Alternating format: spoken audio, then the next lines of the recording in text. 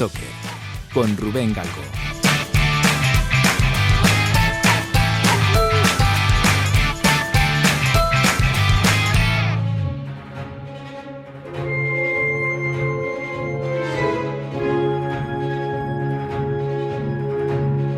Hola, ¿qué tal? Muy buenas amigas y amigos de Bram Stoker. Bienvenidos una semana más al decano de los podcasts de branding, historia y cultura de marca en castellano. Bueno, la verdad es que estoy emocionado porque el programa de hoy es muy especial para mí porque viene un invitado al que admiro desde hace tiempo, al que escucho desde hace muchos años. Él no lo sabe, pero me ha estado acompañando durante muchísimas horas de trabajo durante toda mi vida. Y además es la máxima autoridad en castellano sobre la marca de la que hoy vamos a hablar. Y es que hoy vamos a hablar del origen de Star Wars, o la Guerra de las Galaxias, como decimos los cuarentones. Y por eso hoy me acompaña, recién llegado de la órbita de Endor, el mítico, el superlativo Kurz. ¿Qué tal, Kurz? Bienvenido a Bram Stoker. Muchas gracias, Rubén. Como decían en cierta película, palabras sin duda inmerecidas, pero gratamente recibidas. Bueno, los que seáis muy cafeteros de Star Wars o de LODE, la órbita de Endor, habréis escuchado a Kurz infinidad de ocasiones analizando el universo Lucas, e incluso hace tiempo era habitual leerle y verle al volante en el principal canal de Star Wars en castellano, que era SithNet. Kurz, ¿cuánto tiempo estuviste con SithNet? Muchísimo. De hecho, la página se terminó muriendo hace prácticamente 4 años o así, porque ya solo quedábamos 2 con tiempo y con muy poco tiempo. Al final estamos hablando de gente que ya tiene muchas obligaciones familiares y personales y, como te he dicho, gente muy brillante. O sea, eso sería un día para contar y para hacer un libro. Desde gente que ha terminado siendo presidente de una empresa de telecomunicaciones a gente que ha diseñado simuladores para el ejército del aire español. Sí, gente muy brillante. Gente que, por ejemplo, ahora está trabajando en temas de astrofísica porque se licenció en ese campo. O sea, que gente que iba más allá de los frikis. Siempre en SithNet éramos frikis, pero no nerds, por decirlo así. Sí. Qué bueno. Bueno, yo tengo que decir que yo tuve un problema bastante grande. Estuve atrapado con la serie Galáctica por tu culpa y por culpa de Antonio Runa, porque hicisteis unos especiales de la serie Galáctica que no sé si eran 8 horas de programa en total, o sea, era una salvajada. Y al final me puse otra vez a verla por segunda vez y estuve un montón de tiempo hasta que me la conseguí acabar. Digo, me cago en la leche, me tengo que acabar la serie esta. Y la verdad es que me gustó un montón y la disfruté un montón. Y bueno, ¿qué decir, no? Y al final muchísimas horas de trabajo me las he pasado escuchando LODE. Y de verdad que es que no conozco a nadie que sepa más de Star Wars como tú. Por eso quería que estuvieses hoy en Bram Stoker y le dieses un poco una dimensión de negocio a todo lo que es el universo Lucas y sobre todo Star Wars, ¿no? Porque al final es una empresa, son un montón de marcas, es un logotipo. Hay una estructura muy amplia de una arquitectura de marcas muy potente y al final todo esto nace con Lucasfilm, ¿no? Un poco cuál es ese primer paso de Lucasfilm. Sí, de hecho, cuando uno se fija un poco en lo que eran las empresas de Lucas, lo que aquí en España llamábamos un poco el emporio Lucas, se daba cuenta de que todo estaba colgando de Lucasfilm, que era su productora, ¿no? Y dentro de Lucasfilm pues tenías diferentes subdivisiones, tenías Skywalker Sound Ranch, tenías Industrial Light and Magic, Lucas Licensing, Lucasfilm Game, Lucas Animation, Lucas Online, tenías un montón de subsidiarias, pero digamos que la empresa matriz de donde salía todo era Lucasfilm, que precisamente Lucasfilm es lo que adquiere Disney. Luego, si quieres, hablamos un poco de esa venta y de las cifras de negocio y algunas cosas que hay particulares y de si fue o no un buen negocio para ambas partes, que ya te adelanto que sí, pero Lucasfilm tiene un inicio muy modesto. Quiero decir, al principio, cuando se forma Lucasfilm en diciembre del 71, tenemos que pensar prácticamente en una mesa, un teléfono y una secretaria. ¿Por qué? Porque George Lucas todavía no había hecho prácticamente nada, y lo que había montado Lucasfilm era pues con la idea de tener una productora como tenían todos los directores que, como aspiración no de presente sino de futuro, querían controlar sus productos. Es decir, claro, la única forma de que yo tenga un control creativo, porque hasta ese momento el control creativo lo habían tenido siempre las grandes empresas, Metro-Goldwyn-Mayer, 20th Century Fox y demás, pues si yo quiero independencia como director y poder hacer lo que yo quiera sin que estas grandes mayors me aprieten, incluso me editen la película, es tener suficiente dinero y tener el control. ¿Cómo? A través de una productora que al principio tiene que ser muy modesta, y en la medida en que yo pueda meterle ingresos, pues será más potente. De hecho, lo que vamos a vivir a raíz de Star Wars, que también coincide con otros creadores, que es lo que se llamó la banda de los barbudos o de los melenas, según la fuente, es precisamente un cambio de paradigma. Es decir, el negocio del cine lo había estado controlando siempre estas grandes empresas, ya las he citado, Universal, 20th Century Fox y demás, y ellos imponían, incluso le cortaban a la película al director, aunque fuese famoso, como ellos querían. Lo que va a surgir a partir del éxito en los 70, sobre todo de gente como George Lucas, Steven Spielberg, Martin Scorsese, Friedkin y otros, es que los directores van a tomar el control, van a ser totalmente independientes, y el poder ya no lo van a tener estas grandes empresas, que se van a convertir, en el caso de Star Wars es el más claro, y ahora veremos por qué, en simples distribuidoras y no en poseedoras de los derechos y de los beneficios que salen de ese producto.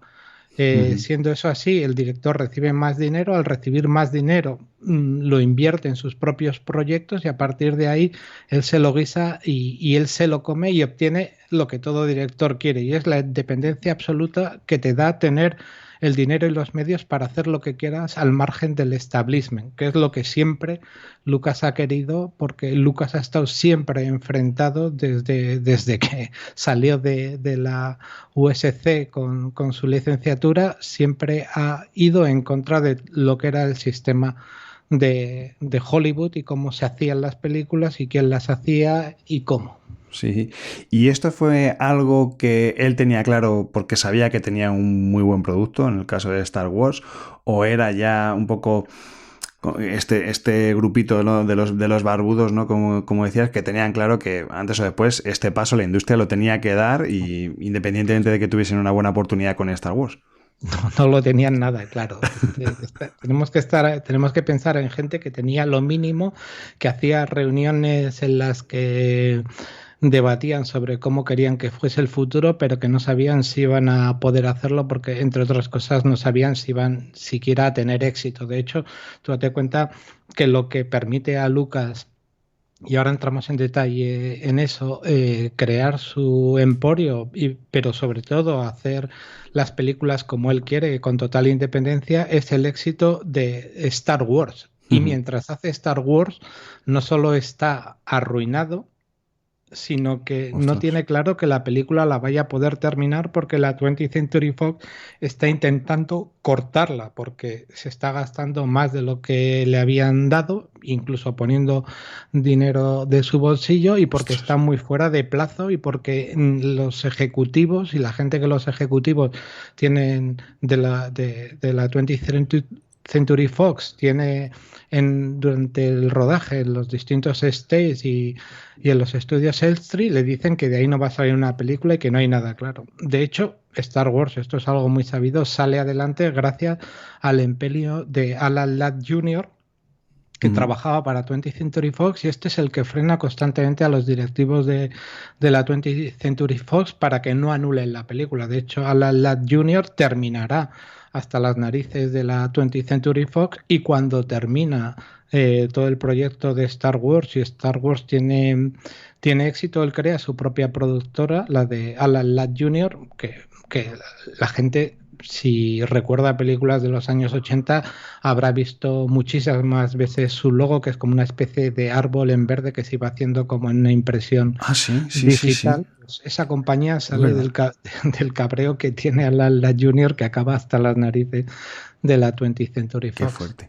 Y decías que en un momento dado llega Lucas a poner dinero de su bolsillo y él de dónde tiene la pasta, porque él todavía no había triunfado en el cine ni tenía, no sé, vamos, un trabajo así previo como para poder financiar un proyecto tan inmenso. Sí, cuando hemos dicho que Lucasfilm empieza en el 71, él la crea sobre todo para producir dos películas que tiene en ese momento. Una es THX 1138 y otra es American Graffiti. Ujú. THX 1138, de hecho, la hace gracias al dinero y la ayuda que le presta Coppola, que incluso le consigue actores como Robert Duvall. Ostras. De hecho, si tú vas a los créditos, es la primera vez en THX 1138 que aparece el logotipo de Lucasfilm, que todavía no es el logotipo que vamos a conocer después, es simplemente porque es que no es nada, ya te digo, es una mesa y una, exagerando, una mesa, un teléfono y una oficinista, ¿no? Sí, sí, sí. Y ahí simplemente sale Lucasfilm en una letra Arial normal, en una especie de verde fosforito, Qué bueno. trabajando junto con Coppola Company, que era la que ponía dinero, que también le ayuda en lo que es American Graffiti, pero American Graffiti sí tiene ya un reconocimiento dentro de la crítica, incluso de la industria, pero también le aporta una serie de beneficios a Lucas, que son Ujú. los que va a invertir luego en Star Wars, también cuando tenga que crear por pura necesidad Industrial Light and Magic, que si quieres ahora Sí, sí, lo sí. vemos, ¿no? Pero lo que le ocurre a Lucasfilm es que en el momento en que va a ir entrando dinero, y el dinero va a entrar sobre todo después del estreno de lo que es la película a través de una compañía que se crea es proceso, como es Star Wars Corporation, que está abierta del 77 al 80, y ahora si quieres hablamos un poco de ella y de dónde se consigue el dinero. Con esa inyección que tiene de fondos Lucasfilm es lo que le permitirá ir haciendo todas esas subdivisiones y aumentando el negocio y teniendo pues ya otras cosas, ¿no? Ujú. Porque estas subdivisiones, ¿no? que comentas, esto es algo que también hemos visto muchas veces en Brand Stoker con otro tipo de empresas, ¿no? Pienso, por ejemplo, por irme a una marca de aquí, nacional, de España, pienso en Fagor, ¿no? Con el sistema este de cooperativas que tiene, que fue un poco igual, ¿no? Iban teniendo necesidades, venga, pues vamos a crear una caja para que nos financie. Necesitamos seguros médicos, pues venga, vamos a crear bueno, ¿cómo se llama? Lagunaro seguros para poderle dar una cobertura social y de salud a nuestros empleados, ¿no? O sea que, salvando un poco la distancia, ¿no? Pero él se fue encontrando, ¿no? Por lo que comentas, Lucas se fue encontrando problemas para resolver sus películas, entonces, solución, a una empresa y que me dé ese servicio que yo necesito y que nadie me está dando, ¿no? Sí, de hecho eso se ve claro en el nacimiento de lo que es ILM, que es un nacimiento pues que nadie esperaba y que ni siquiera estaba en la cabeza del propio George Lucas, ¿no? Lo que se da muy pronto George Lucas cuenta cuando está empezando el proyecto de Star Wars es que no hay en el mercado nadie, ni ninguna empresa, ni incluso técnicos que le puedan hacer lo que él necesita, porque entre otras cosas necesita algo que todavía no se ha creado. Fíjate si Qué es una fuerte, ¿eh? necesidad importante. Es decir, yo quiero hacer este efecto especial, este efecto visual, y no se ha hecho nunca antes. Entonces, ¿qué solución se le ocurre a él? Crear su propia empresa, la llama Industrial Light and Magic, se crea en el 75, como ves, para la producción de la película, que se estrenará en el 77, y ahí es donde mete $500,000 de su propio bolsillo de lo que eran las ganancias de American Graffiti. O sea, Ujú. las invierte ahí, en eso. Y claro, si las invierte, esa empresa ya es suya, no es de la 20th Century Fox. Claro, claro. Si lo hubiese hecho con el dinero de la 20th Century Fox, hubiese tenido otra cosa. Pero ILM está creada con un capital social que pone él de su bolsillo, es de su entera propiedad, y lo que hace es empezar a contratar gente y además no todos dentro del mundo del cine, porque como te digo, dentro del mundo del cine pues no había nadie que hiciese estas cosas, ¿no? Se trata de traer gente que sea capaz de crear cosas nuevas, efectos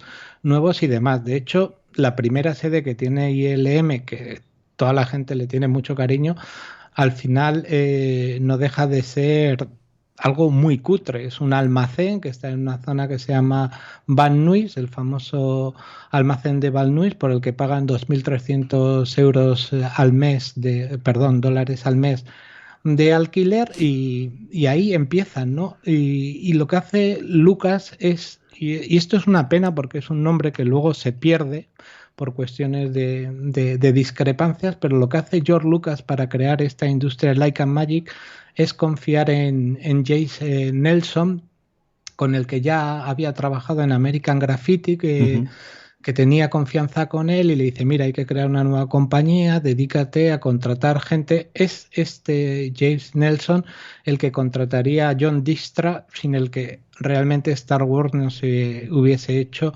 porque él es el que inventa una cámara nueva, la cámara de control de movimiento, que todo el mundo le puso el nombre de cámara Dijkstra porque la había creado él, aunque con investigación previa que ya traía, y esa cámara, por ejemplo, es la que permite hacer esa inolvidable escena de introducción de Star Wars cuando el destructor imperial, siguiendo a la Tantive, pasa por encima de los espectadores, que dejó a todo el mundo con la cabeza volada, o como dice Antonio, con el culo torcido, ¿no? Luego James Nelson tendría un problema personal con George Lucas de discrepancia, abandonaría este proyecto antes incluso de que finalizase, y su nombre se ha perdido en el tiempo, pero sí que quiero hacerle ese reconocimiento como persona que contrató a la gente de ILM. La gente de ILM, que ahí había gente muy joven, mucho licenciado, por ejemplo, en el Caltech y en el MIT, o sea, gente que no era ningún Mindundi, pero también eran los años 70, es decir, veintitantos años, California, la hierba circulaba con facilidad. Hombre, vamos apretados de plazos, pero no estaría de más hacer una fiesta por la noche y demás, ¿no? Entonces eso terminaría acabando un poquito mal, porque John Dijkstra no ejercía control sobre todos estos trabajadores, que terminaron trabajando mucho, pero cuando se metió ahí a alguien con el látigo que dijese, mira, me parece muy bien, pero esta noche todos aquí a trabajar porque nos faltan 200 efectos digitales y hemos hecho solo 2. Sí, que al final se le fue de las manos y es verdad que además hace poco vi un documental en Disney Plus que hablaba precisamente de todo esto, ni se veían ni imágenes, pues eso es lo que tú dices. Además que estaban todo el día experimentando. Vamos a poner una cámara en una avioneta, vamos a poner una cámara en una moto y nos vamos a tirar por no sé dónde. Y era todo como, joder, que bien se lo pasan estos en el trabajo, ¿no? Y además es un grupito de gente súper joven, sí. Sí, y todos barbudos y todos porreros, pero no quiere decir que no fuesen buenos profesionales ni gente inteligente. De hecho, en Star Wars se viene produciendo una cosa muy curiosa. Si tú vas a los grandes nombres que hay en efectos visuales, en animación y demás, es gente que cuando se incorpora a Star Wars como marca, es gente que ya ha hecho en casa muchas cosas, es decir, frikis que con 12 años, 16 años y una cámara Super 8 se hacía sus propias películas en stop motion porque les encantaba Harryhausen y compañía, y entonces esa gente llega y de repente le dan juguetes y puede hacer lo que quiera, porque una cosa que ha tenido... Y dentro de que Lucas tiene mala fama por algunas cosas, debería tener muy buena fama por otras, ¿no? Es decir, deja un margen amplísimo. Deja que la gente experimente, invierte dinero, porque él no considera la inversión un gasto. Si quieres hablamos luego de lo que es la parte de la división de gráficos computerizados, que es espectacular ahí, esa inversión en I+D+I sin retorno en breve, pero que cambia la historia del cine. Podemos decir, sin exagerar, que si tenemos personajes digitales en el cine es gracias a Lucas y a ILM, como podemos decir lo mismo en otros avances muy recientes como el del Statecraft, que la gente dice el Statecraft, qué bien, qué funciona, claro, pero ¿Cómo llegas Lucas, ahí, no? Lucasfilm lleva 10 años metiendo dinero a saco. Claro. ¿Vale? Entonces, si ahora alguien dice, no, es que hacen negocio con eso, bueno, pensemos en las farmacéuticas, lo que invierten y luego cómo necesitan ese retorno, ¿no? Claro. Lucas, que ha sido además una persona siempre muy fiel a su alma mater, a la Universidad del Sur de California, y que les ha dado y les da todavía a día de hoy cantidades ingentes. Él cree que los nuevos creadores deben tener lo mejor y cada 2 años les cambiaba todo el material. Es decir, tú estabas en la USC y trabajabas siendo un alumno con unos medios que había gente por ahí haciendo cortos profesionales que no tenían. Y era todo porque George Lucas lo aportaba gratuitamente. Sí, que tenía una visión y no le importaba invertir porque sabía que antes o después eso le iba a dar algún tipo de retorno y sobre todo porque le iba a resolver pues los proyectos que él tenía.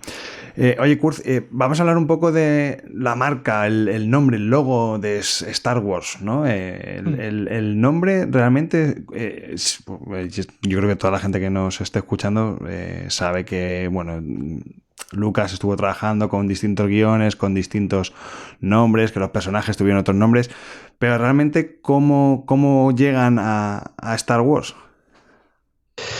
Mira, te cuento una cosa antes porque es importante para entenderlo, ¿no? Uh-huh. Y es cómo convierte su producto en negocio George Lucas.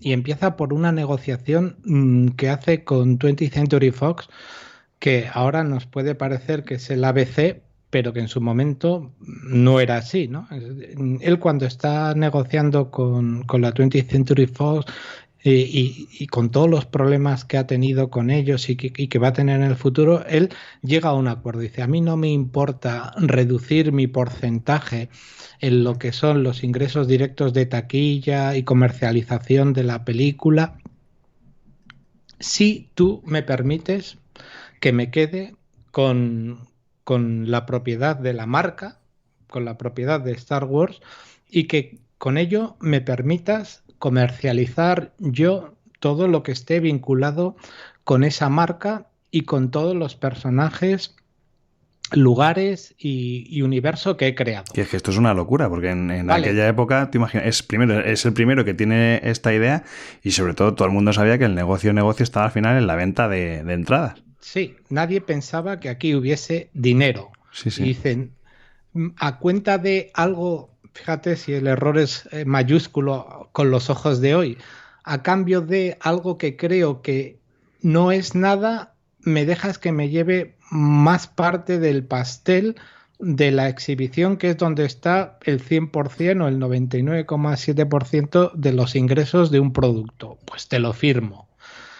No es cierto, que lo he leído en algún sitio, que la explotación del merchandising empezase con Star Wars. Sí es cierto que empieza de verdad. Si uno va a películas anteriores, verá que hay una idea generalizada que es de la que surge el marketing, que son los recuerdos de fin de rodaje. Era muy habitual y a día de hoy todavía lo es. Cuando una película terminaba, se hacía un regalo a gran parte de la gente que había participado en esa película, no solo como actores, sino como maquilladores, atrezo, iluminación, sonido, etcétera. Algo para que recordasen esa película, que a veces era una taza, a veces era una camiseta. Qué bueno. La primera película que hizo algo novedoso en ese sentido fue Tiburón.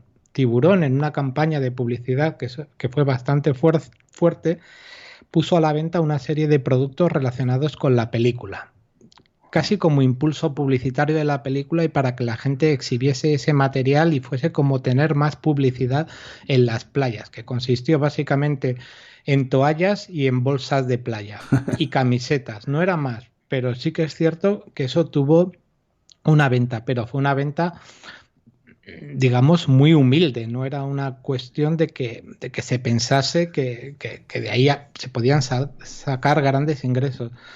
Lo que hace Lucas es lanzar de todo. Y además tuvo la suerte de que la película no solo fue exitosa, sino que fue generacional. Entonces todo el mundo estaba interesado en cosas de Star Wars, sea lo que sea, y se compró masivamente. Porque estamos hablando no solo de figuras de acción, de colchas, de tarteras, de camisetas, de chándal, de juegos de cama, de tenedores, cualquier cosa, flotadores, por supuesto maquetas, bueno, un aluvión de productos que además se vendieron masivamente. Para el control de todo este dinero se creó lo que se llamó Star Wars Corporation Incorporated, que estuvo activa solo del 77 al 80, como ves, cogiendo todo ese dinero de la primera película. Sí. Luego ya desapareció porque sus funciones las volvió a coger Lucasfilm, y todo ese dinero fue a parar a Lucasfilm, y desde Lucasfilm pues a ILM para su potenciación como empresa fuerte y para la creación de nuevas empresas y nuevas instalaciones, y el dinero fue realmente ingente. Y además, bueno, en el éxito de la película tenemos que pensar que se hizo también algo que fue novedoso, que ahora nos parece incluso lo más normal del mundo, pero que en su momento fue algo realmente peculiar, y además viene de la desconfianza que tiene Lucas de quien tiene que vender la película, porque en ese momento las películas lo que se hacía es, tú tenías la película cuasi terminada, todavía no se había estrenado, entonces era la productora la que reunía a lo que se llaman exhibidores, a la gente que tiene en propiedad salas de cine, algunos. Estamos hablando de grandes cadenas, un propietario que tiene 32 salas, otro que tiene 25 salas, el otro. Entonces los reúnes a todos, les intentas vender la película para que te la compren. Digas, sí, yo te voy a reservar X días de proyección en mi sala. Bueno, 20th Century Fox vende tan mal la película, de hecho ni siquiera está interesada, que parece raro. Es decir, bueno, si he gastado más dinero del que esperaba, claro, si creo que puede ser esto una bancarrota, debería hacer un esfuerzo extra. Por lo que hacen es esfuerzos casi nulos.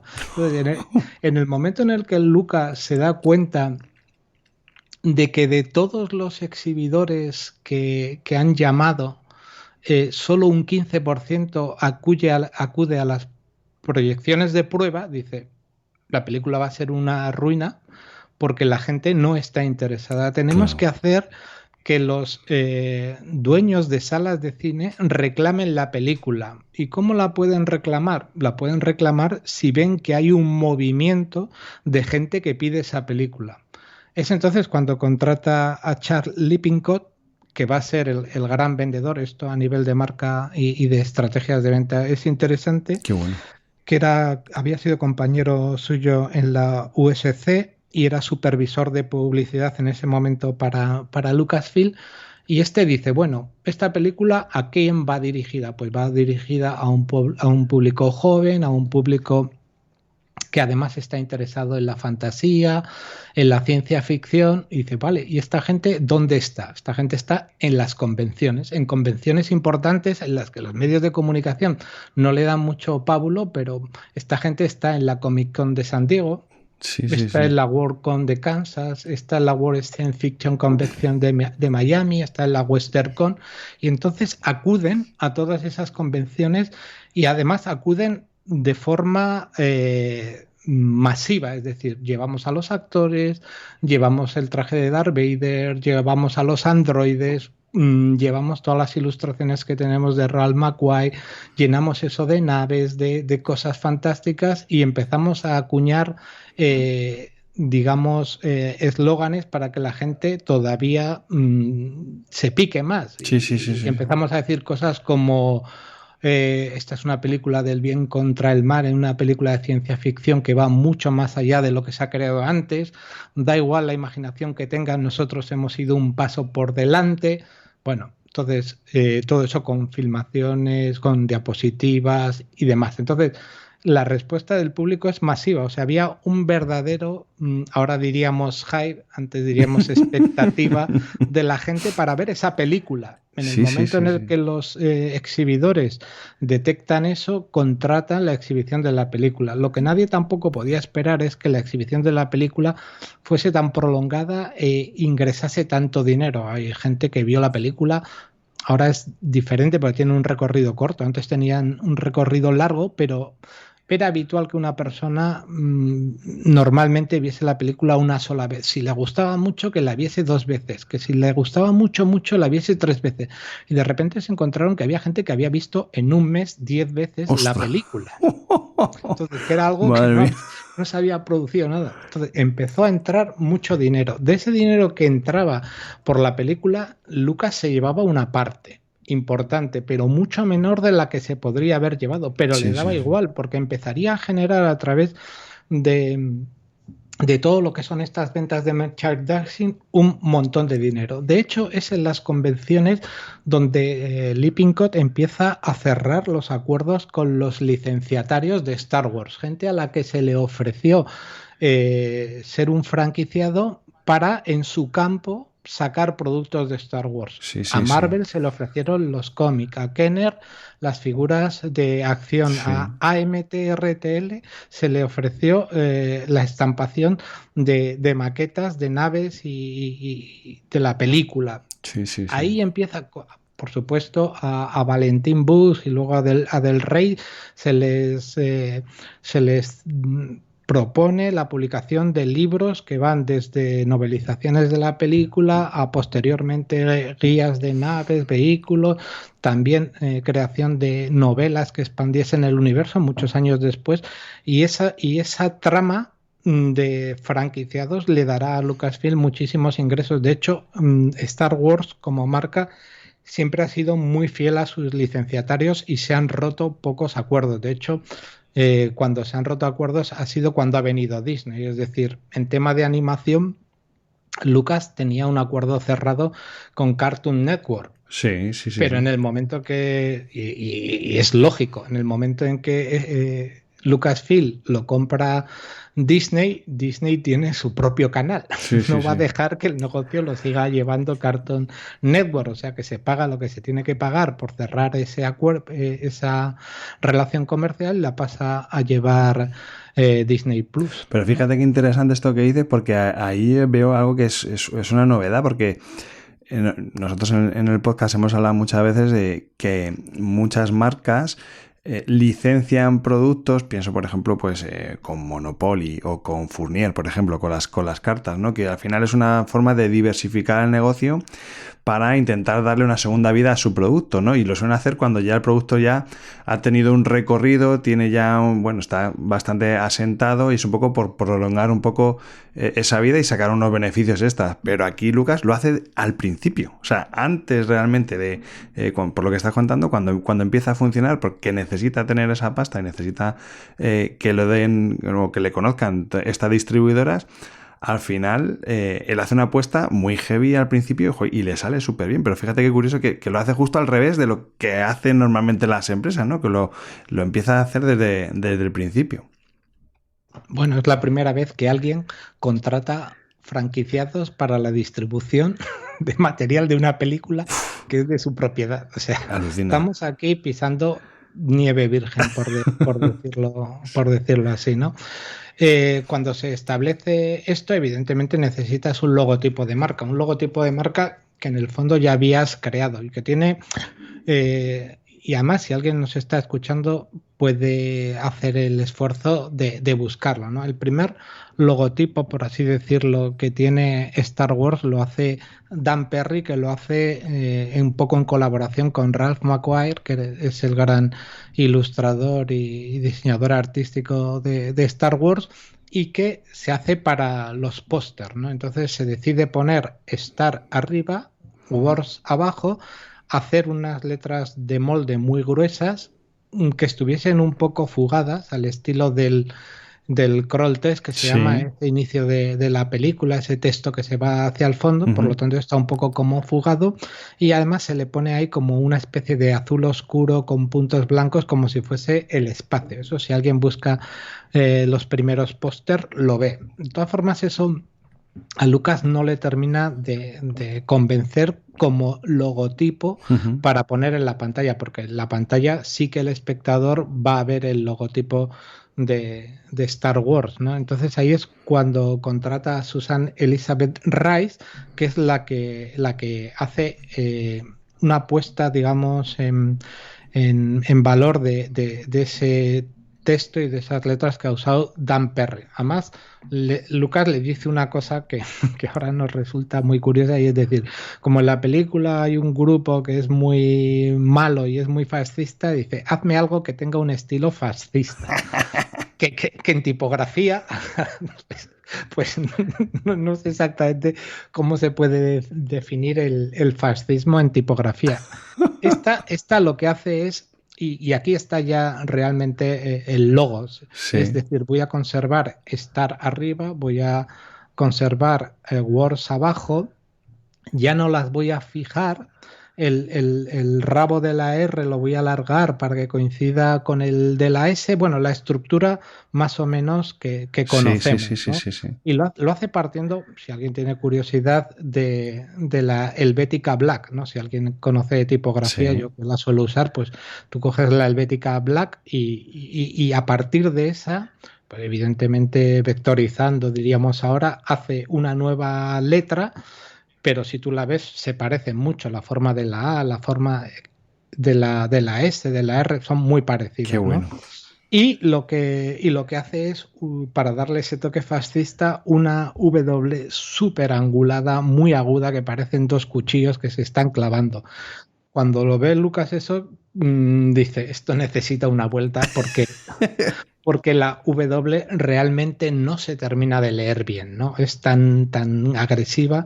Entonces le pasa los trastos a Joe Johnston, que Joe Johnston es un personaje interesantísimo, más allá de que luego fue director, pero esto, ahora si quieres conto unos detalles de Joe Johnston. Entonces Joe Johnston coge esto y entonces suaviza esa W y hace una cosa que es decir, en vez de que sea una letra gorda, voy a hacer que sea solo el contorno. La voy a vaciar, ¿no? Y es ese Star Wars que estamos ahora acostumbrados a ver, ¿no? Que en realidad la letra está definida por los bordes, está hueca, está vacía, ¿no? Sí. Y evidentemente el logotipo ha ido cambiando y las siguientes películas tuvieron alguna tipografía digamos diferente, pero lo que es el logotipo Star Wars con el que la gente conoce la marca es este logotipo que, como digo, empezó Dan Perry, continuó Elizabeth Rice y terminó Joe Johnston. Decía que Joe Johnston es un personaje peculiar porque es el protoejemplo de la gente que entró. O sea, tanto en ILM como en la producción de la película entró gente muy joven. Entonces, en la medida que esa gente resultó capaz y talentosa, se le fue dando más y más peso, ¿no? Joe Johnston, por ejemplo, entró para ayudar en distintas cosas, lo mismo te hacía una maqueta, que te sacaba un plano, y hubo un momento en el que se plantearon, hemos diseñado un montón de naves muy bonitas por fuera, pero no sabemos cómo son por dentro, porque Ralph McQuarrie nos ha hecho el exterior, pero de aquí tenemos que sacar un escenario rodable. Entonces hicieron pruebas y Joe Johnston demostró una habilidad especial para inventar los interiores. Además, si ves bocetos suyos originales, es que parece un profesional de la delineación. Hace unos bocetos a mano alzada que son una auténtica maravilla, ¿no? Prácticamente de dibujo técnico. Y bueno, a partir de ahí, pues ese logotipo evidentemente aparece en todas las cajas, aparece en todos los sitios. Gran éxito. Evidentemente, cuando tú tienes gran éxito, lo que ocurre es que también hay mucha gente que intenta utilizar tus productos, sacar cosas parecidas. Copiártelo, los plagios, ¿no? Sí, y a partir de ahí empezará otra de las grandes historias que ha tenido siempre la compañía y es su legión de abogados defendiendo la marca de la que hasta tengo una anécdota personal, pero hubo litigios de muchos tipos. De hecho, por ejemplo, Lucas litigó contra producciones pornográficas que utilizaban Star Wars. ¿Cómo? Eso, Sí, eso sí. cuéntamelo. Bueno, pues hubo alguna productora que decidió hacer porno pues con trajes cutres de C3PO y cosas así. Entonces Lucas los demandó. Por cierto, Ostras. perdió el juicio. Perdió el juicio porque su señoría, con muy buen criterio, dijo que sí, que podía estar inspirado, pero que las alegaciones que había hecho el equipo de Lucas en el sentido de que podía llevar a confusión entre los aficionados, dijo que no, que eran unas producciones tan cutres que nadie podía ver ese metraje y pensar que formaban parte de Star Wars Ostras, oficial. sería la guarra de las galaxias, ¿no? Y pelis así Sí, de este sí, palo. sí. Qué fuerte. Qué bueno. Hubo también otro tipo de litigios, ¿no? Había gente, por ejemplo, que había trabajado en la producción, pensando, por ejemplo, en el caso de alguien que había estado haciendo los cascos de Stormtrooper y que se había quedado en los moldes y luego empezó a hacer copias y a venderlas en su tienda. Pues todo ese tipo de litigios. Por ejemplo, Lucasfilm le terminaría, o sea, a través de sus abogados, le terminaría incluso escribiendo al famoso grupo Queen, porque Freddie Mercury había un momento en sus espectáculos en que salía a hombros de Darth Vader. Entonces le dijeron, mira, súbete a hombros de quien quieras, pero no de Darth Vader, que tiene propiedad de marca. Entonces, Y además el tenía una grupo, canción, ¿no? Que hablaban también de Star Wars. en Bicycle Rise dice literalmente, y fíjate que Queen es mi grupo de cabecera y le dediqué 8 horas de programa y los adoro y tengo todos sus discos, pero nunca he podido cuando llegaba y canta Freddie Mercury, I don't like Star Wars. Ahí, Pero bueno, ahí apagas, ahí le das al... cualquier escribano echa un borro. Este podcast es una iniciativa de Brand Stoker, el estudio especializado en creación y gestión de marcas de Rubén Galgo. Si lideras una empresa o eres la persona responsable de crear o rediseñar la marca de tu compañía, no dudes en ponerte en contacto con nosotros. Búscanos en nuestra web, brandstoker.com.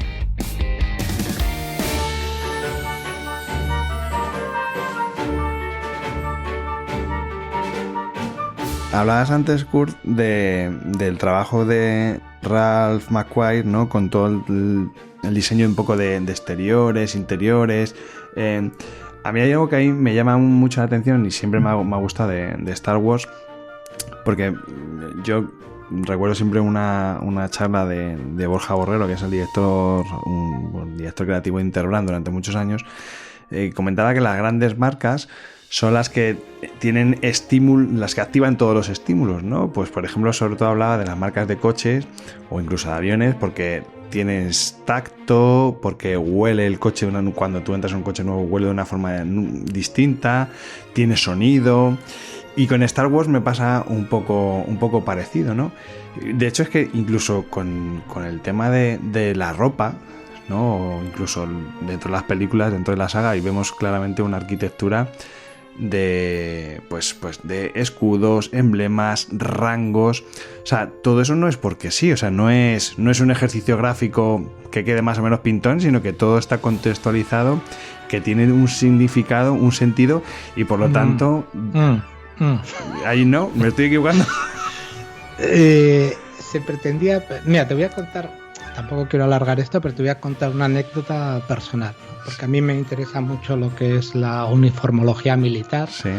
Y entonces en Star Wars quien creó desde el principio todo lo que eran los uniformes militares es John Moyo, que era un tipo estupendo y además que tiene un montón de libros sobre uniformología militar. Entonces yo cuando veía Star Wars, veía que algunos rangos no tenían lógica. O sea, que el que de repente llevaba los rangos de teniente, salía otro que era coronel y tenía los mismos rangos, ¿no? Sí. Y de hecho se sabe que muchas cosas no las pudo hacer John Moyo porque directamente, ya te digo, la producción tuvo muchos problemas. De hecho, si alguno se fija en lo que es la parada final, cuando se entregan las medallas en la primera película, la del 77, ahí no tenían uniformes para todos. De hecho, las dos primeras filas tienen uniformes más o menos, y a partir de la segunda fila, pues el que no tiene pantalón de chándal y casaca militar, directa tiene una casaca de bombero o una de húsar o lo que se pudo conservar, ¿no? Y conseguir, ¿no? De hecho, a John Moyo lo pude ver muchos años después en una convención y le dije en un apartado una vez que terminó, porque hay gente que en las convenciones pues va a los actores, va a y luego los frikis como yo pues va a la gente que generalmente no le entra a nadie. Porque entonces yo me acerqué al señor Moyo, me presenté, le dije que me interesaba mucho la uniformología militar y le pregunté que por qué realmente no había una correlación en los grados de tipo militar, y me dijo, mira, yo lo intenté, incluso lo tenía por escrito, pero aquello era una locura. Llegaban y decían, hace falta un militar para una escena con no sé qué. Lo vestíamos, le poníamos, lo mandábamos y decíamos, es teniente. Llegaba allí y si en el guión ponía que era capitán, pues capitán. O si de repente había un cambio a última hora, pues no sé qué. Entonces, pero hombre, visualmente sí que se nota que están todos hechos con el mismo estilo. Más o menos tiene una cierta coherencia, por lo menos visual, ¿no? Tiene una coherencia. Sí, pero quiero decir, hay muchos. Bueno, de hecho, en esos momentos, ahora todo eso se corrigió en las ediciones especiales, pero en ese momento, como se rodaba con pocos medios, se hace una cosa que resulta muy barata en cine. Es decir, tú filmas una escena con una sola cámara, luego parte de ese fotograma lo inviertes y parece que lo has hecho desde otro ángulo o con otra cámara. Claro, pero cuando inviertes, la gente pasa a ser zurda, claro. Las insignias que están en la derecha pasan a la izquierda, las de la izquierda a la derecha, entonces todo lo de las insignias y tal se intentó corregir y de hecho se corrigieron en las ediciones especiales, pero aún a día de hoy, pues si tienes una copia antigua, incluso sin ser antigua, y ves a los Lars en la granja, pues verás que todos en un momento determinado comen y beben con la izquierda, que resulta muy, muy raro, ¿no? Esto es como cuando en su momento se invertían los fotolitos de los mangas, ¿no? Sí. Qué bueno. Fíjate que estamos hablando de uniformes y antes hablábamos de tipografías nazis, y me he acordado del otro día un oyente. Bueno, estuve en la escóbula de la brújula hablando de branding, de marcas y nazis, y me pasó una cosa que nunca me había pasado, y un oyente que era muy, muy, muy fan del tema este de uniformes y un enamorado de la estética un poco de los nazis, ¿vale? Entiéndeme bien, o sea, no de los nazis, sino de toda la estética, todo el diseño de los uniformes y tal. Pero, a ver, eso es muy impopular, pero hay muchísima gente que prefiere la uniformología nazi, más allá que los vistiese Hugo Boss, que sepa todo el mundo que Hugo Boss tiene un pasado muy nazi. Es que, de hecho, fíjate, se produce una cosa muy curiosa. En los grupos de recreación militar, ahora esto está cambiando, pero durante muchísimo tiempo en los grupos de recreación militar, cuando se hacen batallas, siempre se tenía problemas porque no había soldados de infantería de la Wehrmacht ni nada, ni mucho nazi. Lo que había era mucho oficial alemán de origen prusiano de la Wehrmacht, porque la gente quiere esos uniformes bonitos, con esa cruz de hierro, con esas pitilleras de plata, con los guantes blancos.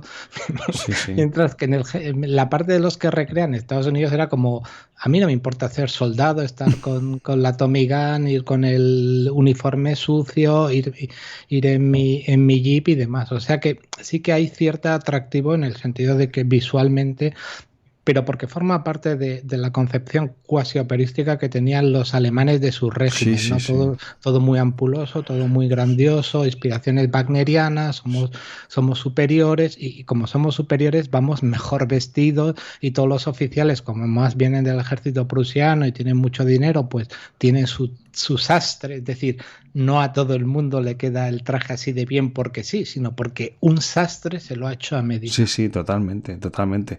Pues de hecho este este oyente, Manuel Fernández creo que se llamaba, me llegó a enviar por LinkedIn, me mandó fotos que había conseguido un manual de identidad corporativa nazi y se veían fotografías de dónde se tenían que poner los escudos, cómo tenían que ubicarse los escudos, los colores, los tamaños, o sea, era una auténtica pasada, ¿no? Y ahora que lo estabas comentando me estaba recordando a este hombre, sí. Es mentalidad muy alemana, es decir, quiero decir, tenían un montón de... Yo que, por ejemplo, también he sido maquetista y he hecho maquetas, o cuando he analizado películas para Lode, tú puedes llevar todas las medallas o en vez de las medallas puedes llevar unos cuadritos de tela en el pecho, chiquitines. Cuando la gente ve colorines en el pecho, son como rectangulitos, eso en realidad tiene el mismo color que la medalla.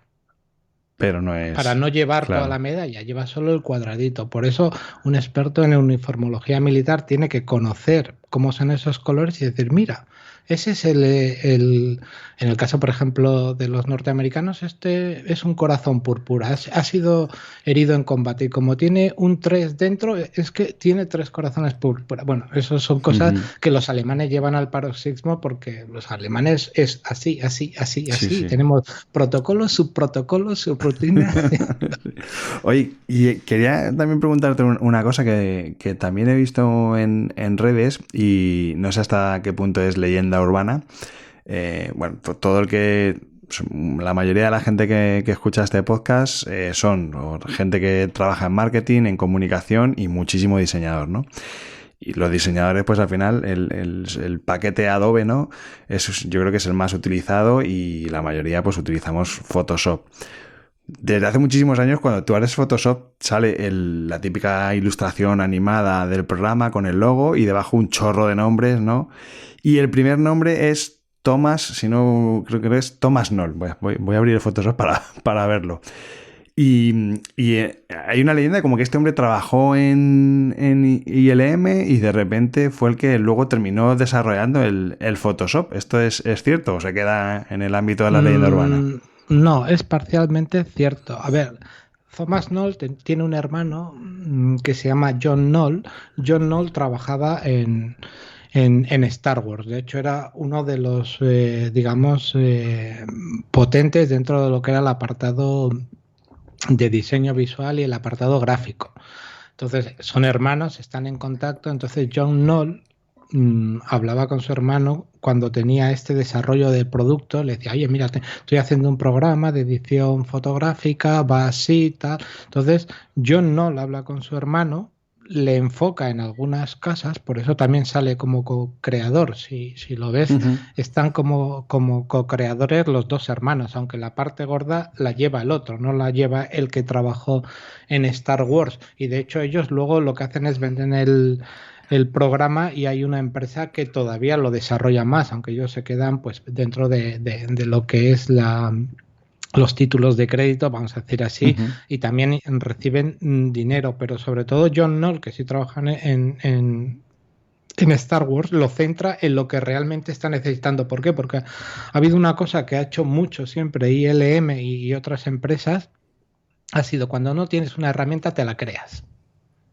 Claro. Entonces, sí. John Knoll, por ejemplo, estaba muy acostumbrado trabajando para la franquicia Star Wars en decir, tengo que hacer esto, esto no me gusta, pues voy a hacerme una herramienta que me permita limpiar los fotogramas de tal forma, pues ¿qué necesito? Un pincel, un bote de pintura que arrastre, que tal, no sé qué. Entonces, como es gente que es muy lista y está muy formada, pues me lo programo. Que no todo el mundo que hace diseño es capaz de programarse sus propias herramientas. Hay gente que sí, pero hay gente que simplemente utiliza un software que tiene. Este no solo utilizaba un software, sino que mejoraba y se creaba su propio software para lo que él necesitaba. Qué fuerte. Entonces, el talento ha sido siempre muy importante dentro de las empresas que estaban bajo Lucasfilm. De hecho, si quieres, si hablamos un poquito de eso, digamos, donde más se nota es en lo que era la división de gráficos computerizados, ¿no? Llega un momento en el que George Lucas ve que hay una herramienta que está absolutamente en alfileres, que acaba de comenzar, que es la generación de gráficos por computadora, que si tú ves esos primeros gráficos, dices, esto no va a llegar a nada. O sea, quiero decir, esto son cuatro rayas, un polígono mal hecho, pero Lucas, que siempre ha sido una persona que ha mirado mucho al futuro, dice, esto va a haber un momento en el que esto va a cambiarlo todo. Ostras. Pues lo que ahora llamaríamos I+D+I. Sí. Vamos a traer gente aquí y que desarrolle esto aquí. En ese momento, los únicos que hacían algo eran los de Computer Graphics Labs, que tenían unos problemas económicos del patín. ¿Por qué? Porque esto no daba dinero.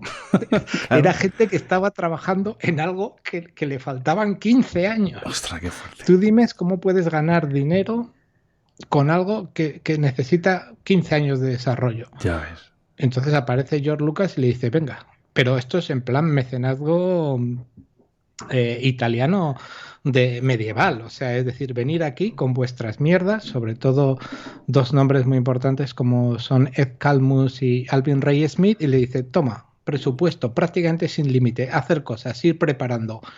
Y estos van trabajando y pasan los años y van gastando dinero y tal, no sé qué.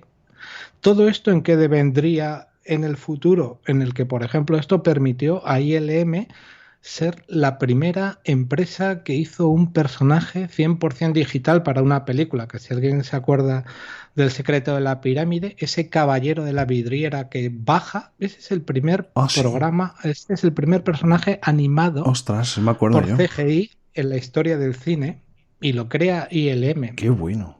Como ILM también generaría un programa de morphing. La gente que haga diseño sabe perfectamente que es un programa de morphing que te permite ir desde una imagen a otra totalmente distinto, haciéndote de forma automática y computerizada la transición, que se usó por primera vez en cine en Willow y que 2 años después aproximadamente de Willow se popularizó, digamos, para el público porque lo utilizó Michael Jackson en el videoclip Black or White, que es del 91, fíjate, estamos hablando de un montón de años, ¿no? Pero entonces dices, ILM, a base de traer a esta gente y ponerlos a trabajar en una tecnología que cualquiera que la ve no parece que no va a ningún sitio, consigue ser luego el líder. Durante mucho tiempo ILM ha sido el líder en esto, y dices, ¿por qué? Porque aquí se ha metido un montón de dinero en I+D+I que la gente no ha visto, y porque ha habido un señor que ha puesto la confianza en unos señores que hacían un trabajo que él realmente, digamos, lo interno no lo conocía, pero confiaba en ellos y les daba tiempo.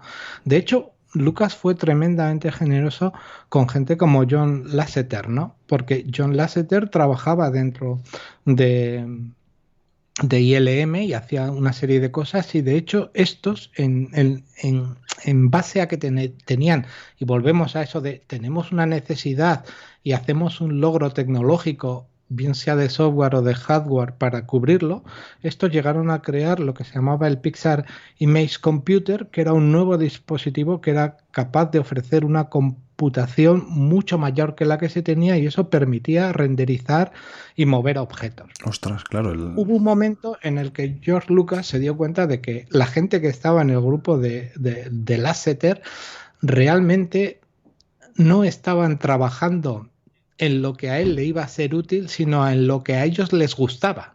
Porque lo que quería Lucas era aplicar todo esto al cine. O sea, necesito imagen real. De ahí el morphing, de ahí digitalizar un personaje. No quiero copas de vino, no quiero ositos, no quiero perritos saltando, porque no voy a hacer eso. Juguetes. Pero esta gente quería hacer eso. Y hay un momento en que le dice Lucas, no os preocupéis, os podéis escindir de aquí, podéis salir. Es más, os dejo vuestro invento, el Pixar Image Computer, para vosotros, para que tengáis ingresos, lo podéis conservar como marca, podéis hacer lo que queráis, pero por favor, iros, no por mí, sino iros por vosotros. Aquí estáis trabajando casi a hurtadillas en algo.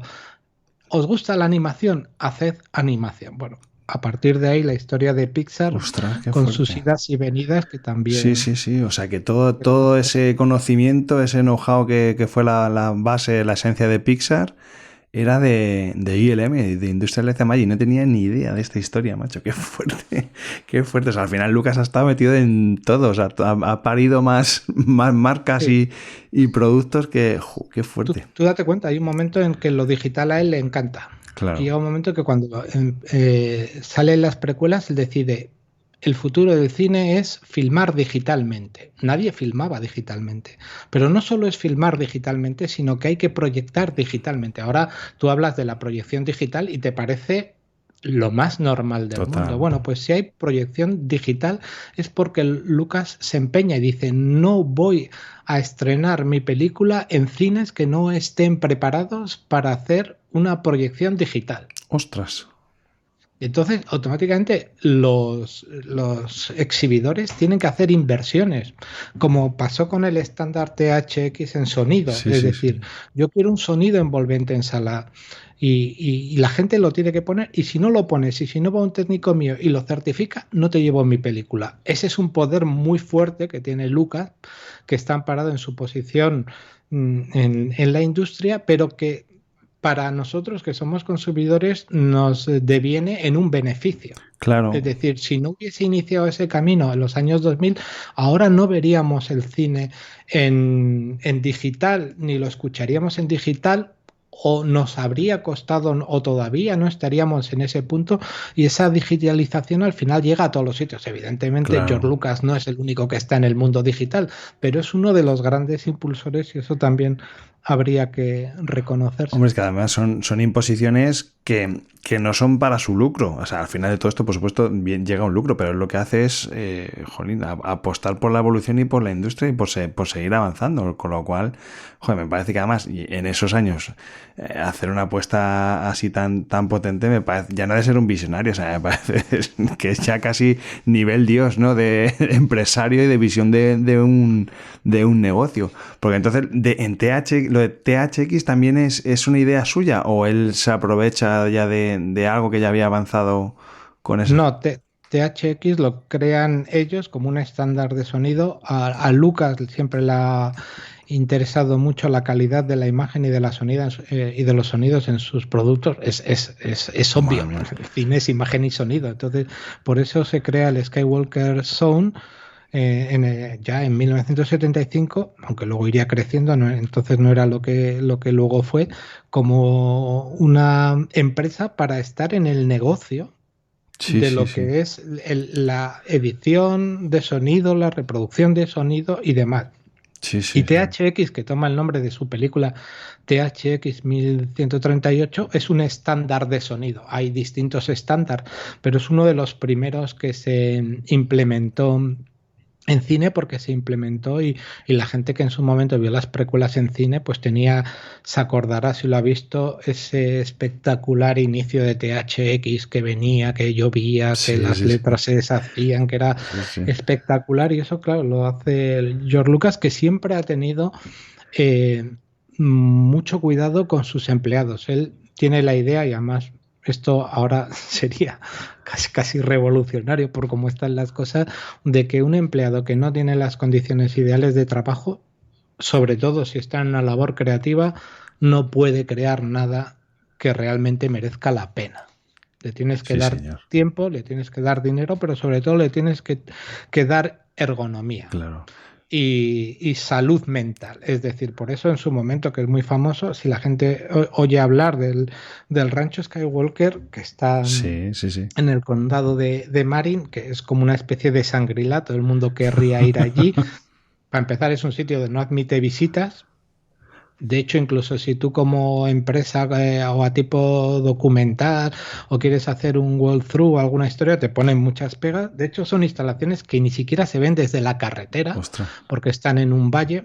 Lo que ves está perfectamente en sintonía con la naturaleza, porque todos los... y esto te estoy hablando de que se empezó hace muchos años. Todos los aparcamientos son subterráneos.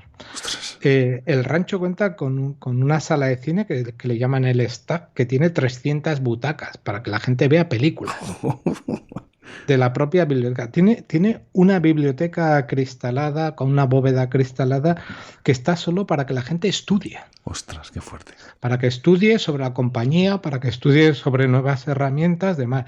Tienen un lago que le llaman el lago Ewok, donde puedes dar paseos en barca. Tienes una cuadra y tienes caballos para pasar a caballo por las lomas y las colinas. Evidentemente.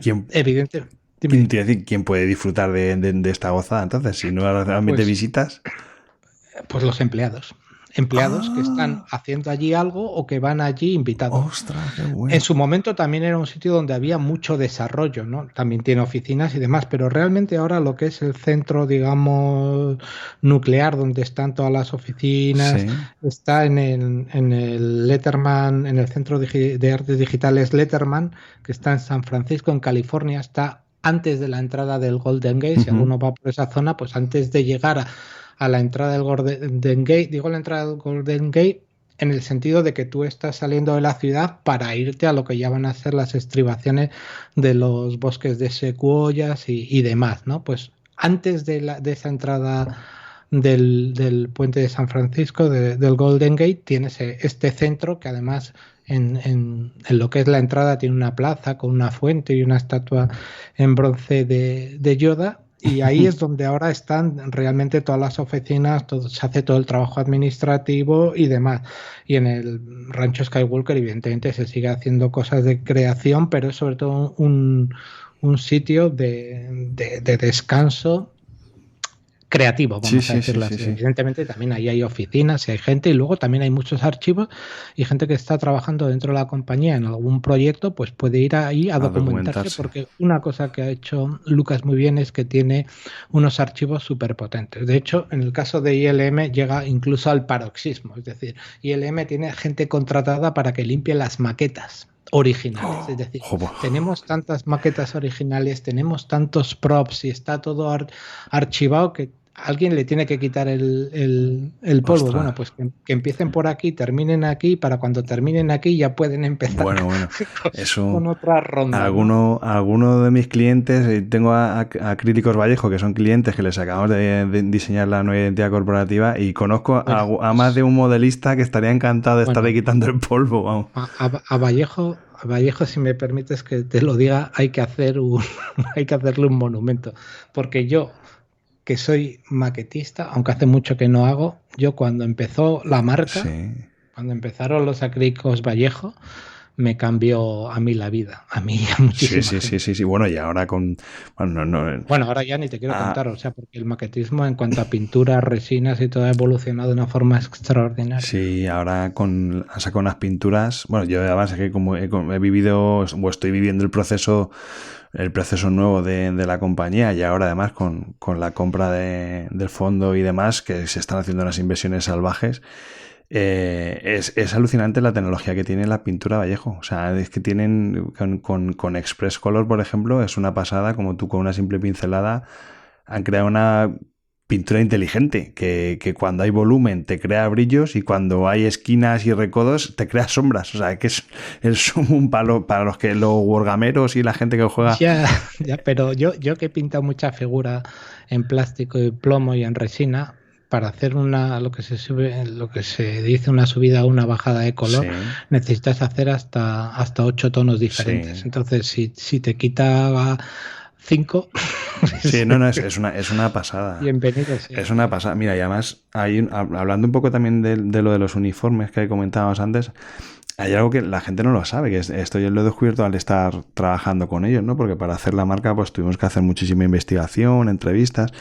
Resulta que Vallejo tiene un acuerdo con historiadores de museos de un montón de países que te certifican los colores. Quiere decir, si Vallejo tiene un azul napoleónico o un azul Napoleón, está certificado por un historiador y por un comité o sea, hay una especie de asociación de historiadores que te determinan cuáles son los colores y te dan certificaciones. Y esos Vallejo son los únicos que hacen las pinturas. Primero, son de los pocos que son fabricantes, pero además es que, aparte de ser de los pocos que son fabricantes, son de los pocos o los únicos que tienen ese nivel de percepción de decir, venga, pues voy a contratar a este historiador y que me certifique, que vaya al museo de no sé dónde de París y que vea que la chaqueta que llevaba Napoleón era este azul.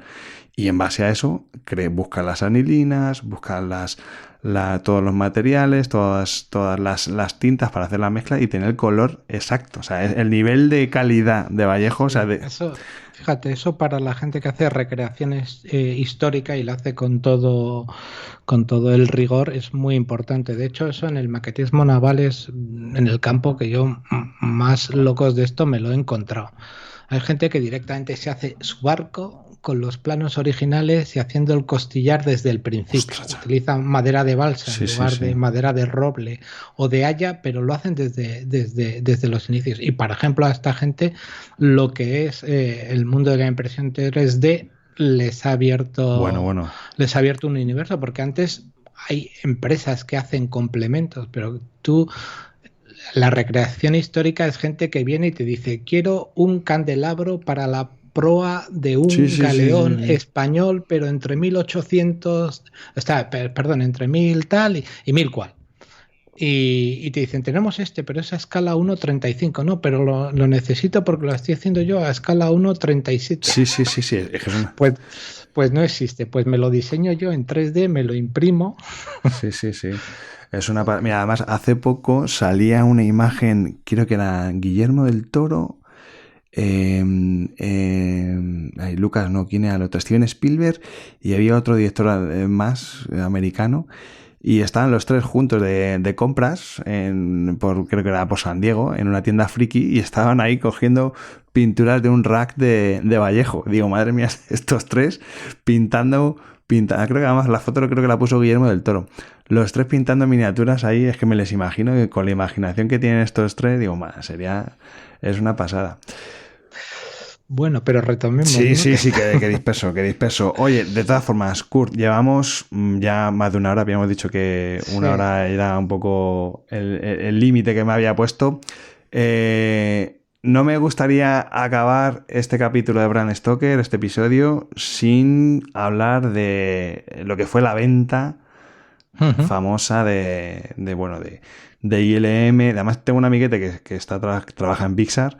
Y me dice, bueno, es que tú no sabes la verdad de todo lo que ha pasado aquí, es que tú no te imaginas, no te puedo decir nada porque he firmado un contrato de confidencialidad, no sé qué, pero ¿qué es lo que sucedió? ¿Por qué Lucas se desprende de lo que a todas luces es la gallina de los huevos de oro? Bueno, yo sobre eso hay interpretaciones. Mi idea, y yo creo que está cercana a la verdad, es el hartazgo que tiene George Lucas. George Lucas llega un momento, por estas fechas, él ya ha tenido un recorrido vital y quiere hacer cosas fuera de Star Wars y de hecho se monta a hacer un proyecto muy personal que lleva muchos años intentando hacer, como es Reptiles, para contar un poco la historia de ese escuadrón de afroamericanos que pilotaron aviones estadounidenses durante la Segunda Guerra Mundial, los problemas que tuvieron. Ahí mete todo el empeño que puede y se encuentra con que, pese a su posición y su historia, pues prácticamente nadie le ayuda con la película ni con la distribución y él acaba bastante cansado, ¿no? De hecho, de ahí pasa unas declaraciones en el sentido de que se quiere alejar de todo, de que quiere hacer cine experimental del tipo del que no se puede estrenar y que acaba dentro de un estuche en tu librería porque ni siquiera lo compartes. Luego, aparte de eso, decidió ser padre, pues tenía una nueva pareja.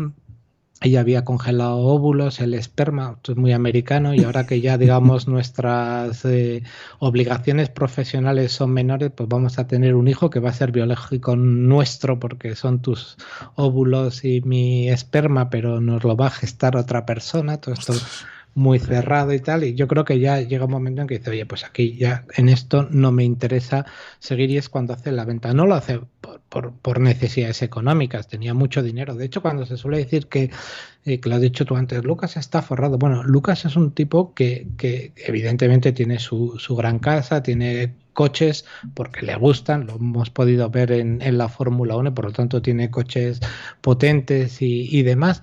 pero es una persona bastante sencilla, ¿no? De hecho, es habitual verlo con esas camisetas, esas camisas de franela y esos vaqueros, porque el tío es así desde los 70 y sobre todo él ha invertido muchísimo dinero, ya lo digo, en nuevos creadores, no ya en sus empresas, sino en su antigua universidad, proyectos caritativos. De hecho, se sumó al proyecto que se lanzó en su momento para que la gente con capitales importantes donase en vida la mitad de se comprometiese a donar en vida la mitad de su patrimonio, algo que Lucas ya lo ha hecho en vida, en vida, que eso es importante y es muy generoso, lo ha hecho gente como Lucas y otra gente, y lo hizo además después de la venta de Disney. Entonces llega un momento en que se pone en contacto con Disney o Disney se pone en contacto con él, según veas, y acuerdan la venta, ¿vale? A posteriori, esto es lo que quizás más nos importaría, lo que ha dicho Disney, sobre todo por boca o por la bocaza, diría yo, de Bob Iger, su CEO, que no hay persona en el mundo que me caiga peor que este CEO exitoso, entre comillas, que de las 3 grandes ventas que había vivido la compañía, como eran o adquisiciones, mejor dicho, que había sido la adquisición de Pixar, la de Marvel y la de Star Wars. La de Star Wars, en realidad Lucasfilm, y al adquirir Lucasfilm todos los derechos que tiene Lucasfilm, por lo tanto, todas sus empresas, todas sus divisiones y todos los derechos comerciales sobre todas las franquicias y películas que ha hecho y proyectos que tenía. Sí. Muy bien. Bob Iger dice que es la mejor de las 3, ¿no? Él habla de que los 7.400 millones, se dice pronto, que se pagó por Pixar, no se debieron pagar, que se pagó en el momento en el que la compañía estaba muy arriba para, digamos, como se hizo aquí, ¿no? La segunda emisora de radio compra de forma chamullera la primera para convertirse en líder. Básicamente eso es lo que hizo Disney en animación. Es decir, me compro Pixar y así ya soy el número 1, ¿vale? No hizo más. Marvel la compró en 2009 por 4.000 millones, como he dicho, Pixar por unos 7.400. Estas son cifras que según donde mires pueden variar. Uh-huh. Y lo que es Lucasfilm la compra en 2012 por 4.050 millones de dólares, ¿no? Ostras. Que eso estamos hablando de 2012. Si lo ajustásemos a la inflación y lo pasásemos a euros, estaríamos hablando de que lo compra por 6.000 millones de euros. Básicamente lo que dice Bob Iger es 6.000 millones de euros no fue nada para lo que hemos ganado con esto. Qué sobrado, pero qué razón tiene, sí, porque desde luego... Eso es lo que dice. Dices, bueno, ¿cómo se puede ver...? Sí, si vas un poquito ahora, por ejemplo, a los datos de lo que puede ser esta semana, cuando estamos grabando me refiero, de la compañía, ves que la compañía, la acción de Disney está en torno a los $90, 90, 92, va variando evidentemente, y el valor de marca, que es lo que se suele estimar, el valor de marca son 49.500 millones aproximadamente, y los ingresos anuales que declaran, especifico lo de que declaran, son, porque he sido contable muchos años, 89.000 millones, ¿no? Madre mía, sí. Para que veamos un poco lo que son los datos de Disney con Star Wars ya incorporado. Y lo que ocurrió, que fue además muy, muy importante y pasó muy poco tiempo después, básicamente, y hay un montón de contratos de confidencialidad y de acuerdos y de flecos que nunca vamos a conocer, pero sí hay 2 cosas que conocemos, ¿no? Una es que George Lucas ya había hecho el relevo dentro de Lucasfilm. Kathleen Kennedy era la presidenta de Lucasfilm y su mano derecha, es la persona que ha estado con él siempre. Yo, cuando hablo de Star Wars y de otras películas, el LODE, me refiero a ellos como la cuchipanda, porque son los ves en los años 80, los ves a todos juntos en distintas producciones.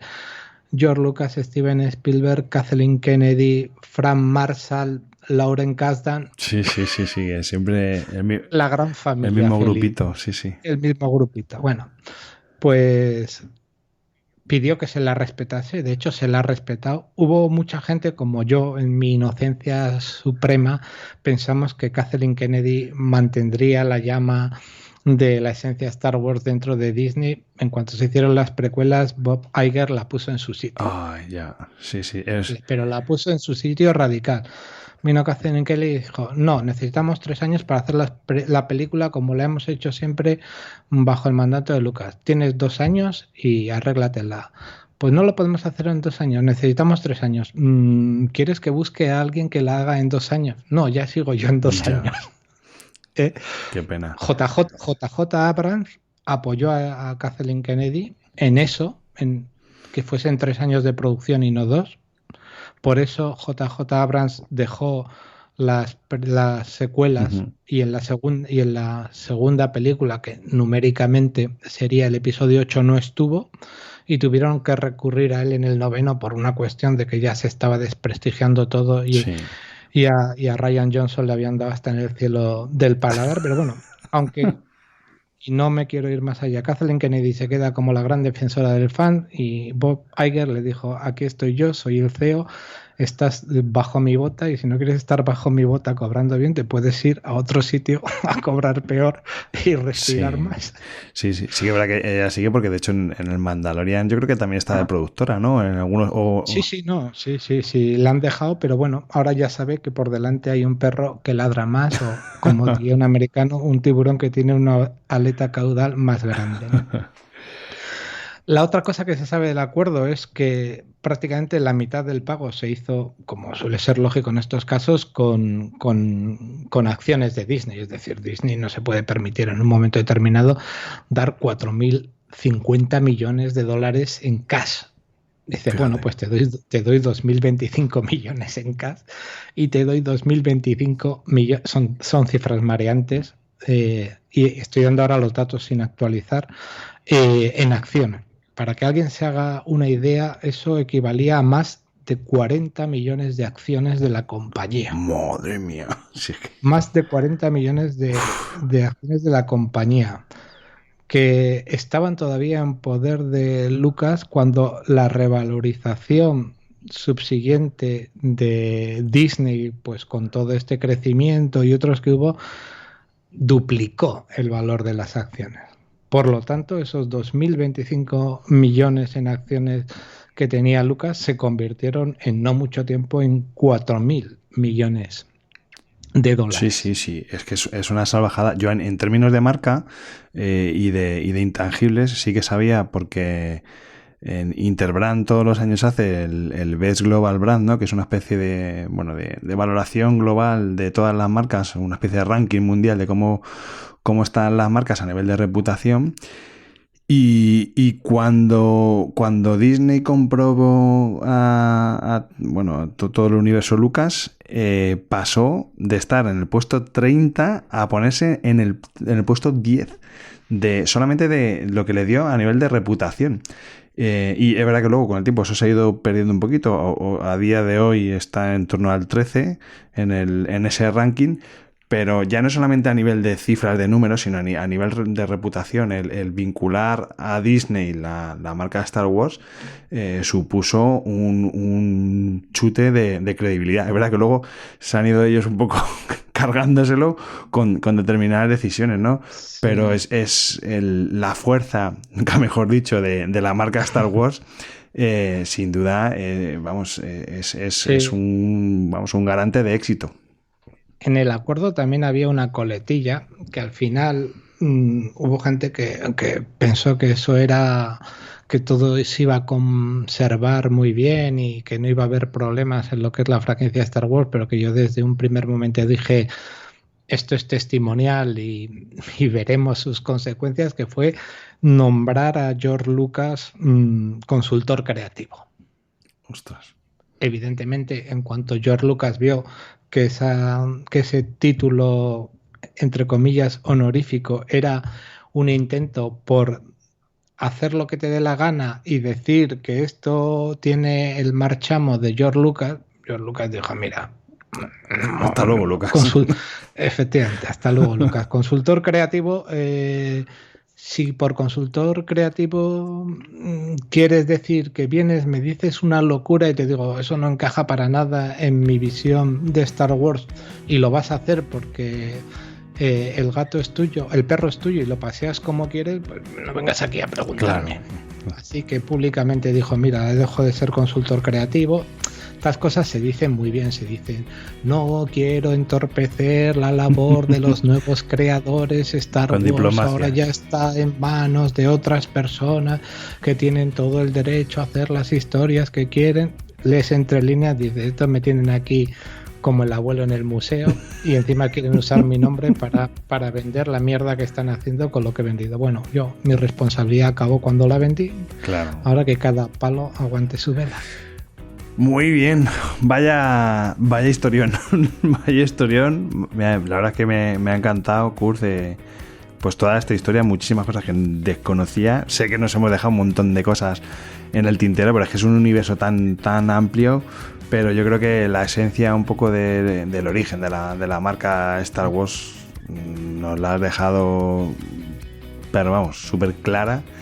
Y nada más, hijo, y agradecerte el que hayas venido a Brand Stoker, agradecerte la generosidad con la que me has atendido desde el primer minuto y jolín, me consta que has estado buscando datos, me lo tengo aquí apuntado, el Dan Perry y Ram McQuire como los que crearon la marca, el logo de Star Wars, ¿no? Con esos retoques logotipográficos de Susan Elizabeth Rice.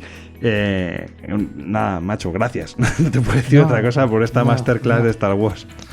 No, gracias a ti por invitarme. Yo soy más que un estudioso de Star Wars, un proselitista. A mí me gusta hacer proselitismo de Star Wars, que es mucho más que unas películas, ¿no? Es increíble toda la historia que tiene. Entonces, cuando me dan una oportunidad para exponer cualquier cosa, incluso algo de branding, como dices tú, pues yo me apunto. Espero estar a la altura de tus oyentes que están mucho más formados que yo en estos temas, por supuesto. Nada, sí, es súper interesante y nada más, pues lo dicho, Kurt, muchísimas gracias, que vaya muy bien, que te sigo escuchando en Lode, sigo escuchando a Antonio y nada, pues cuando le veas dale un recuerdo de mi parte, ¿vale? Muchísimas gracias. Nada, a ti. Chao. Venga, hasta luego.